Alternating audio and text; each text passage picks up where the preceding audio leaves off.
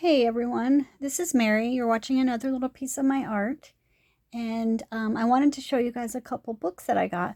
I had to go into the Dollar Tree yesterday and get something. My husband needed something, and I always look in the coloring book, in that aisle to see if there's anything. I did find one of those like pop coloring books, like the pop art ones. I couldn't remember if I already had it or not, so I bought it anyway, and it turns out that I had that one, so I'll just save it for the kids. But they had a couple art books, and I was super happy, so I wanted to show them to you. This is a pretty big, thick book, and it's called Painting Flowers A to Z with Sherry Nelson. 50 favorite garden flowers in oils, step by step. I don't oil paint. I did a long, long time ago. But you can use the techniques for other things. I'm going to try to use them with watercolor and pencils. So, yeah, I think it'll be good. And even if you don't want to try to recreate the pictures, you could always use them to help you sketch, because I'll show you when we get in here. And just please ignore my fingernails. I was pulling weeds. Bike week ends today, and I am so wore out. I mean, we were getting our steps in for sure during the festival, and there's no place to sit, so it's like hours of walking, and you get something to eat, and you kind of like lean up against something to eat it, and it's just like elbow to elbow people. And yeah, so today I woke up aching from head to toe pretty much. My husband said he was tired too. So yeah, okay, let's take a look at this book. It's by Northlight Books, Cincinnati, Ohio. Let's see if maybe www.artistsnetwork.com. Let's see. This book was made in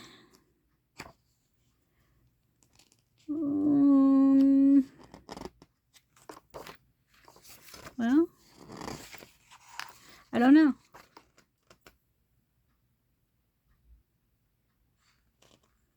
I have no clue. I don't see it.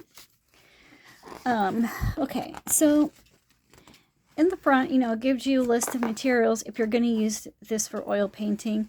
And then it gives like her palette, and this is in Winsor & Newton oils.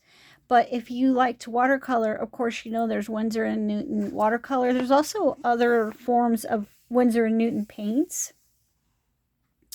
But I was thinking, like, if you wanted to do this with pencils, then just go through, and like I'm on top of my Prismacolor case. I mean, if you want to do them in Prismas, just go through and try to find the color closest to the ones in this chart. And then, have those put to the side, because that's the colors that you're going to need.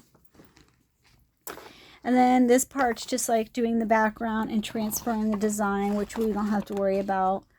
And then she talks about brushes and whatnot. And then this part here, learn to paint flowers. She goes through shapes: trumpet shape, bell shape, spike, lipped, and basically breaking it down for you. And then over here is the flowers in their most basic, without the details. So I mean, you could get a piece of tracing paper and trace over this, or however you want to do that. And then she goes and explains how to do it with the paint.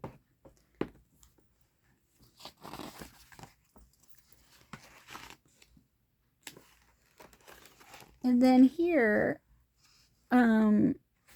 she's showing like where to put your shadows and where to put your highlights, in case you don't know. Light placement. So I think this is super interesting. For $1.25, that's all that I paid for it. And they had plenty of them. So if you're interested in getting something like this for yourself, where you love flowers, I love flowers, I just love to look at them. I love to draw them. I'm not very good at it, but so then she starts the project. So this is a amaryllis. Am I saying that right? I don't know. And then, you know, she shows a picture of it so that you know the colors of it. And then you have your little chart right here. And then you have your basic design of the flower. So like I said, if you're not going to oil paint and you want to just draw this, there you go. You could always put a piece of tracing paper over the book, get the outline on the paper, and then use that to copy over and over again. I think you might need a light box or something, depending on what you're drawing on. But that's probably what I would do if I was going to do it that way. But for me, I want to learn how to make flowers the right way. And so I'm just going to keep drawing them just by looking at the reference until I, you know, get it right. We have anemone. Anemone, is that how you say that? I know that's how you say it when it's in the fish tank. Anemone. And here's the beautiful palette for that. So you see how here we have more than one color to mix. So, I mean, you know, if you want to do it that way, like black and sap green, you would do your black and then put your green pencil over it. And I think that that will give you the same or similar type of a look. Now, you know, you're never going to get one thing being oil and the other thing being pencil. It's never going to look exactly the same, because when we use pencils, sorry for the glare, when we use pencils, obviously we get textured look. That's what pencils do. And, you know, sometimes that could be great, and sometimes it could be really annoying when you want to make such a smooth picture and you can't. I mean, of course, there's blending methods and stuff, but I don't know. I think a lot of people get frustrated that it's never perfect. And I love this flower. What is this? An angel's trumpet. Look at that flower. That is just so pretty. I'm like, I like all of them, but I don't think I've ever drawn this flower before, so this one's going to be fun for me.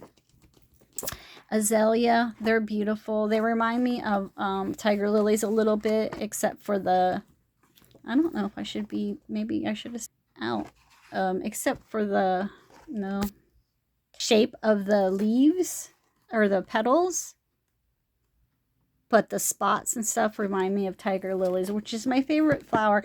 I like tiger lilies. I like marigolds. I like poppies. Yeah, sunflowers, roses. So some of these flowers are just so pretty. Begonia, look at that. Begonia, that one looks like it would be fun to paint and draw because of the colors on the ends. Bleeding heart. These are so pretty and delicate. And then we have butterfly bush. So you're going to draw this here and then add the butterfly. And I think the butterfly is prettier than the flower. Oh, I also like what's that flower that's kind of like a bush? My grandma used to grow them. They're yellow. I have to think about it for a minute. It's my screensaver on my phone, because when I went to go visit my dad in Delaware, he had that flower planted, or that bush planted, because it was my grandma's favorite. She always had the bushes, like, would go down the fence and kind of make it so that it was blocking our next door neighbor a little bit. Oh my gosh, they bloom yellow and they bloom in the spring. For Cynthia. And then this one, I love a calla lily. So my wedding flowers, I asked for calla lily. My friend was the flower designer. Well, actually, it was her grandma. But I asked for calla lilies for my wedding bouquet, and they gave me regular lilies. So I was a little disappointed, but it was still lilies and it was still white. But look at these. These are absolutely stunning. This is just so, the whole thing reminds me of like the 1920s, like the Art Deco stuff, because you always see calla lilies in that artwork. This is camellia. It makes like a nice little tight bud.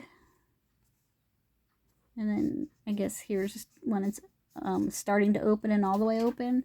I'm not familiar with this flower at all. And the thing about living in Florida is there's certain things that just will not grow. I cannot grow a poppy here to save my life. I mean, I can't even get it to sprout like through the dirt. Like the seed won't even come up. So, I mean, I could buy some poppies that are already, you know, plants. This is Canterbury Bells. So for all the purple lovers out there, that's what they look like. How pretty is this book?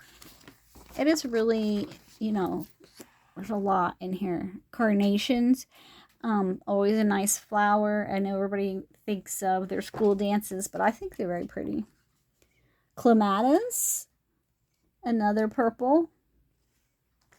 And here's your little chart. That's pretty simple, I guess. I don't know. I think it'll be fun to try. So, like, you would have to, like I was saying earlier, you'd have to get the closest pencil to it because I don't know that, you know, your pencil set is going to have these exact names like what these paints are.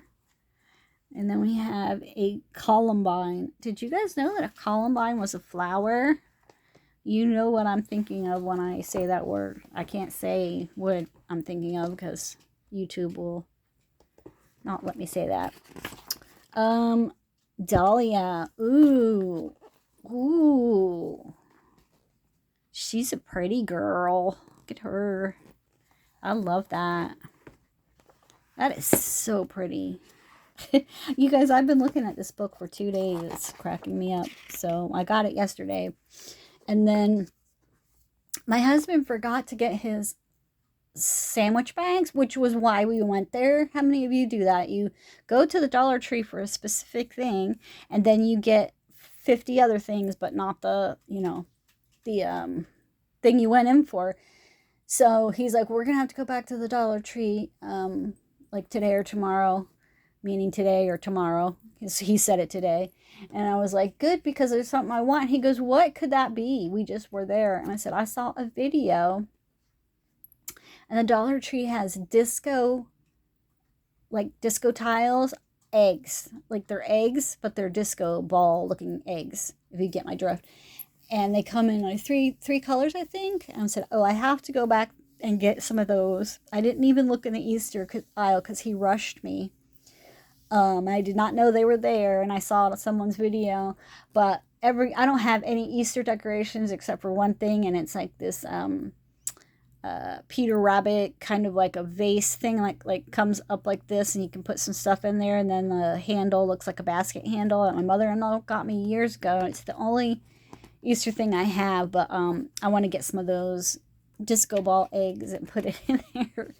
So now we got to go back, but yeah, I said, let's go to a different Dollar Tree because if they're getting shipments of art books in, I want to see if another Dollar Tree has different ones. So this is Delphinium. Delphinium. That looks difficult to grow. Maybe it's not, but like I said, there's different rules for growing in Florida. And when I lived in Ohio, I pretty much had the gardening thing figured out. I mean, my first time growing food was not that great, but probably, you know, my fault. Like I probably didn't do things right and pay attention to because I do everything from seeds. And I probably didn't pay attention to the spacing or like, you know, stuff like that on the package. But yeah, dogwoods are really pretty. A lot of people use dogwoods in their paintings. I've noticed, like, you'll see them in artwork that's for like a living room wall or something. They're just popular. I don't know. Forget-me-nots. Did you guys know forget-me-nots were purple? I did not. See, I forgot. Foxglove. Again, I don't know about growing these tall ones because don't they start to flop over? Like, do you have to have some kind of trellis, or how does that work? And this one threw me for a loop because it's called a fuchsia, and I thought fuchsia was just a color. I had no idea that it was a flower, but there it is. Weird looking, isn't it? It kind of looks like an airplane or, I don't know, some kind of flying thing coming after me. Geraniums. Always a nice, nice for a little pot. Those are geraniums. Pretty easy growers. Gladiolas. Now, gladiolas, before I knew what I was doing when I was planting plants, this was when my kids were little, so it was like my first time ever planting, my own plants as an adult. And I got a bunch of gladiola bulbs, and I planted them, and they can grow very tall, and it looked crazy because I didn't know what I was doing, and I had I was just kind of trying to space them out, and it was bad, and they were falling over, but these are really hardy and strong flowers. Hibiscus. Now I have a hibiscus bush on the side of my house. This is a tropical, I guess, maybe plant. I don't know if you can grow these in places that get cold. I'm not really sure. She doesn't say here in the book, but they're very beautiful. My grandma loved these, and that's why I will never pull that bush out. I have cut it down and cut it way back because it has some kind of like fungus or mold that grows on it. So I have to like keep it kind of short. Hollyhocks, beautiful. Love them. Iris. So I'm not that much of a fan of iris. It kind of looks like an alien's plant, don't you think? I'll still draw one, but Johnny Jump Ups. Now, don't you think these look like faces? Like, that's kind of a little bit creepy. I'm not sure about that one. Lilac. Always a lovely smelling thing to walk past. There's my baby. Look at that lily. Ugh. Ugh. So pretty, right? But don't touch the thing in the middle. It's got a weird texture, and it leaves a bunch of like pollen-y stuff on your hands. Here's a lily of the valley. Let me go a little faster. Magnolia, lovely, beautiful. And that one is pretty simple. I think most anybody could draw a magnolia, probably. Morning Glory. I love those because my brother used to call me and say, "What's the story, Morning Glory?" all the time. So, yeah, that's a good one. Narcissus. Those are pretty. Orchid. I have an orchid in my living room. It's the only plant I brought with me from Ohio because my daughter bought it for me. And the pot cracked, and now it's in water, and it's been in water for almost 4 years, and I'm afraid to take it out because I'm afraid it'll die. Orchid moth. Pansy. It's got the face like the Johnny Jump Up. Passion flower. Ooh, that one looks fun to draw. It's got a lot going on in the middle there. Peony. I used to have a peony bush at my old house in Ohio, and they come up every spring, and they smell absolutely amazing, and they put on like such a show, and they only last for not even a week, and then they all fall into the ground, but oh, it's so worth it. Petunia. Those are going to be fun to draw. I want to draw all of them, to be honest with you. Poinsettia, or setia. I don't know how you all prefer to say that, but it's supposed to be the flower for December. I'm born in December, so I always like these. I could never really get mine to stay alive past Christmas, but my mother-in-law had a literal room full of them. She went and bought all the clearance ones from Walmart, the day after or a few days after Christmas. And yeah, she can keep them alive. She's got a really green thumb. There's my poppy that I love. I like the red ones because, Wizard of Oz stuff. Rose. Rosebud and bumblebee. And a beautiful sunflower. Yay! trumpet vine, tulip. These just make me want to buy plants. Violets.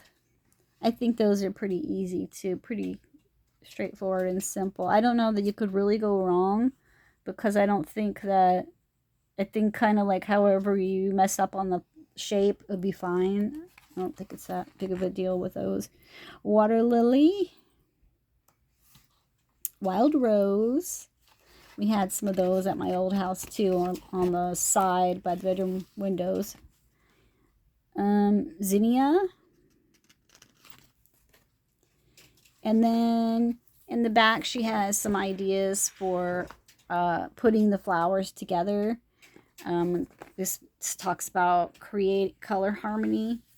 So, you know, like when you're choosing what flowers to, say you're going to draw or paint something, and you want to make like a bouquet in a vase or a picture like she does, you know, you have to think a little bit, maybe plan on your colors, what flowers you're going to put together.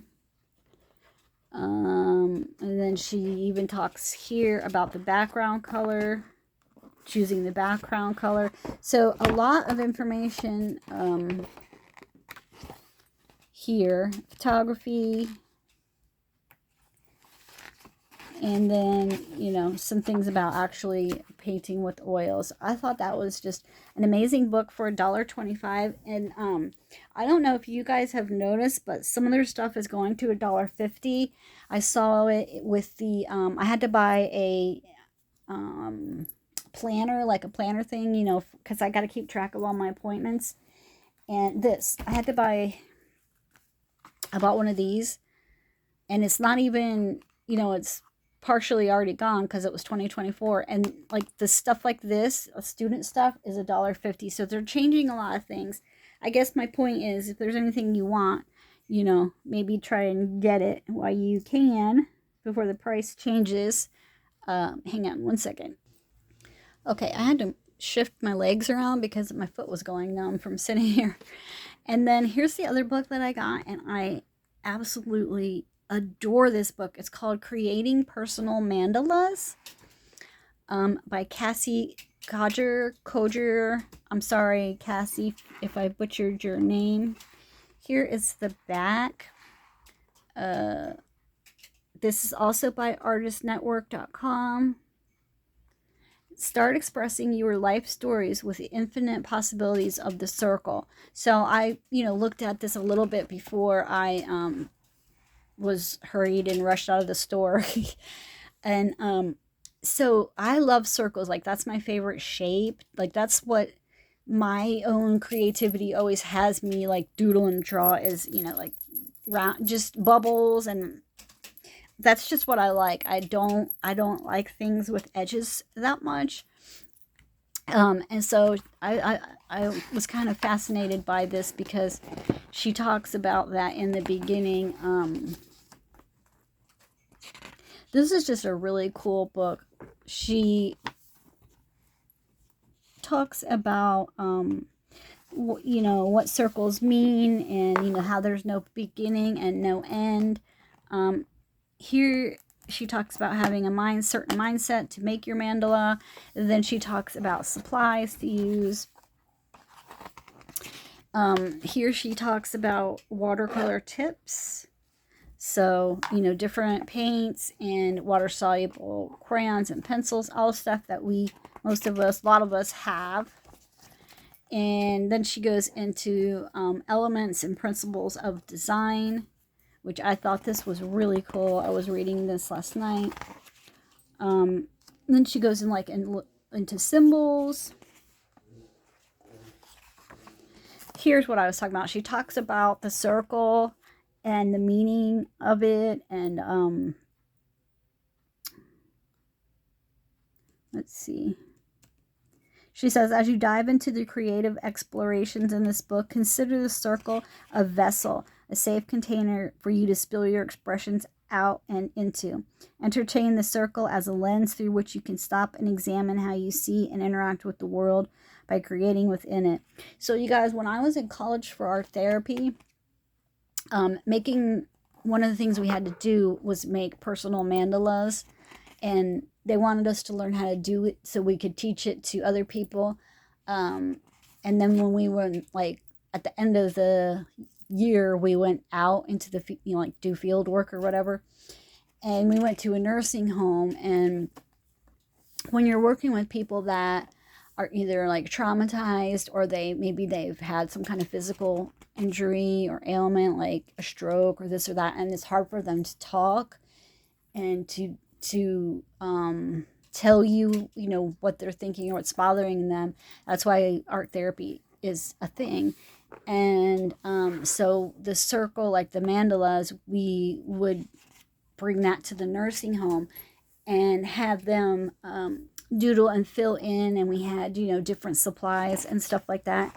And then we had in our textbook, like how to decode the meaning from what they were, drawing. It's fascinating. It really is. So here we have explore the circle, a painting meditation. And then like she just took her circle and wrote in it, and then, used, like, this is water soluble crayons, and then she brushed over it with water and wrote again and brushed over it with water. And so, it's just a basic kind of a watercolory background. And then she tells you how to do this step by step to get this kind of a Zen doodly looking circle, which I'm going to try because I like that look. And then, we just go on to different ones. And she has like guest people in here showing their different mandalas and what they used. Like here's one doing celestial. So even if you don't want to do mandalas, a circular thing, this will teach you how to do that in watercolor, so you can do it in your backgrounds of your books or whatever you want to do. So this is where she starts having like guest people do different ones, and how theirs turned out, which I just thought was fascinating. And then, how to take your paper and get the right circle in there. Here's a flower. More symbolism. Heaven and Earth mandala. This person really did some intense work on that one. The circle as a story slice. So yeah, I want to try these things in, my journals and see what I create and come up with. I think some of these are really, really cool looking. And, like I said, if nothing else, you can use the examples and learn from them on how to do things in sketchbooks or coloring books. You don't have to stick to the exact theme of this. So yeah, she talks a lot about Carl Jung, and in art therapy classes, we did that too, because that's basically what you have to learn, symbolism, to understand. It's like a language between people, right? If you can't speak, and if the other person can't speak, and you can't ask them questions and get details from them that way, then yet there has to be some way to, get some kind of dialogue going. And we do that by symbols, and like they're ingrained in our psyche pretty much. But I really like this one, and this one is a self-portrait mandala.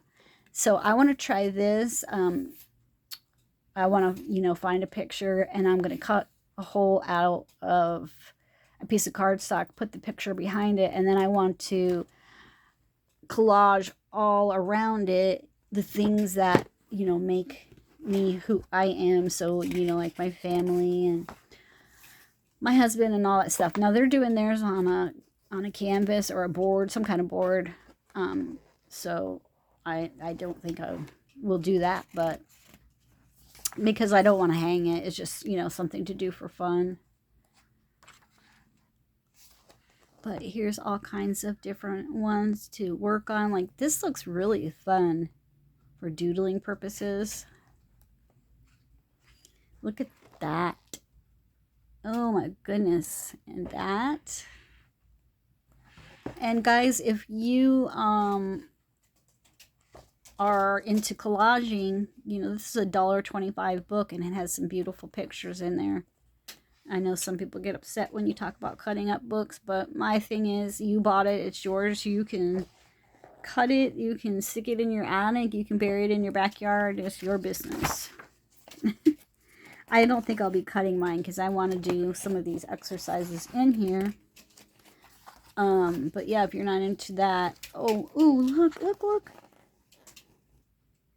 I want to make one of those. I have some felt. Is it the front of a journal? Oh, this is so cool. So, yeah. Just flip through here real quick. Try to keep my commentary down. So yeah, just more setting up your circle and color wheel type stuff you can do. Oh, all the tears you never cried. That's cool.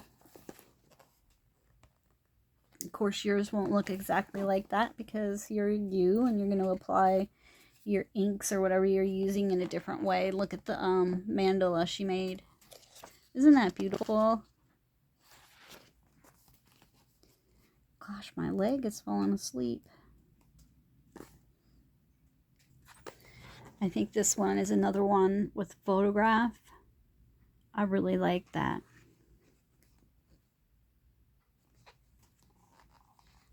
Especially, you know, if you're a little bit older and your old photographs from childhood look, you know, cool like that. Kodachrome kind of look like mine do. Here's one that's like in memory of someone.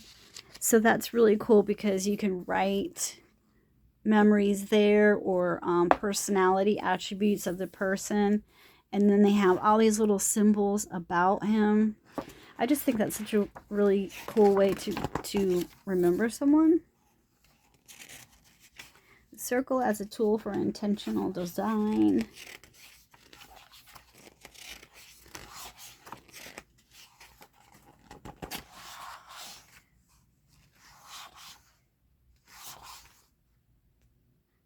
Well, that's an interesting way to do it.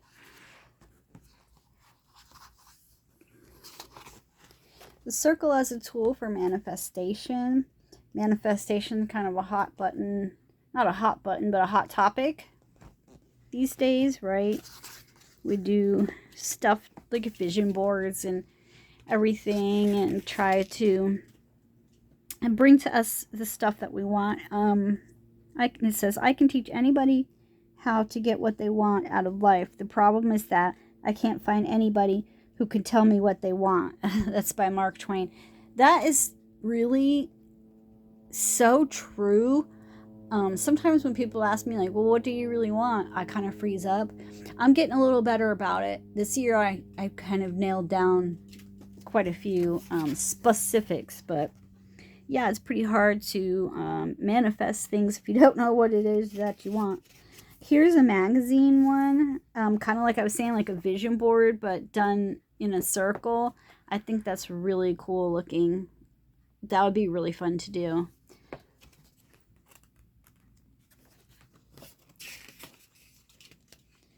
How to manifest, to make manifest quite accidentally. Oh, she has a late brother as well, so I'm gonna read this because, you know, I do too. Here's like a spiral. I think this is pretty. So my little sketchbook that I've shared with you guys, like I just do little simple things in there because it's pretty small, but this will be a fun thing to do in there. And then that's it. That's the end. So here's some other books, and I don't know if the Dollar Tree will have these. That's why I'm going to look in another one and see. There's the Mandala Guidebook, watercolor story blocks, acrylic works, and then here's some, like, I guess, maybe magazines, cloth, paper, and scissors, mixed media stuff. So yeah, that's that. And then we went to the church thrift store that we go to maybe about once a month or something like that, and they had a big free box inside. We bought some stuff, but they had a free box of magazines, and I was looking through, and I really didn't need any magazines, but I did find this Snoopy coloring book, and I'm always a sucker for a Snoopy anything. This is $1.49, so I'm going to say this was maybe in the 90s. Let's see.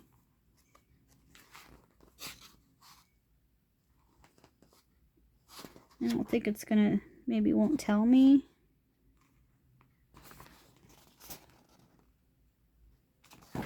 No, I don't think so.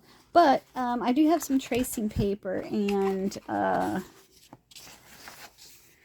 thought I might just, because this paper is, give me creeps just touching it. But yeah, I have a light box. I never use my light box, but I will not get rid of my light box because I wanted one for so long. Oh my gosh, making a Snoopy paper doll. That would be so fun. Look how cute he is. You guys, I think Charles M. Schulz just wanted to, like, crush my heart, because ever since I was a little girl, I just could not stand to not watch Snoopy if he came. I would watch it over and over back in the old days when they did that. I just love it. He's so cute. But anyway, I'm not going to flip through the whole book. I just wanted to show you my little Snoopy book that I'm going to have fun playing with. Because I have the Snoopy coloring book that I've showed you guys, but everything is so teeny tiny. And this is the kind of Snoopy book I want, but I want it on, you know, our normal paper that we color in. And I haven't looked, like, here recently. But as far as I know, that's, you know, I don't know that there is any of them. Oh my God, look at that one. So, you know, you got to take what you can get, but I would love to have a regular coloring book on some good paper with these images, because they're just so cute. The big ones. Don't give me tiny little teeny tiny things. I want to color this kind of stuff like kids do. But yeah, so that's it, you guys. I just basically wanted to show you these books and let you know that the Dollar Tree has them, in case you might want to go and get you one or two, or, you know, your Dollar Tree might have something completely different and it will appeal to you. But yeah, they were right in there with all the children's coloring books and stuff. They weren't, in my store, they weren't with the books, you know, like the reading books. They were with the, like the children's paint by numbers and all that. So, and I had to dig a little bit because they had, like, stuff in front of some of them and they were out of order and whatnot. So yeah, but check your Dollar Tree if you're interested. And thanks for hanging out with me, everyone, and I will see you soon. Bye.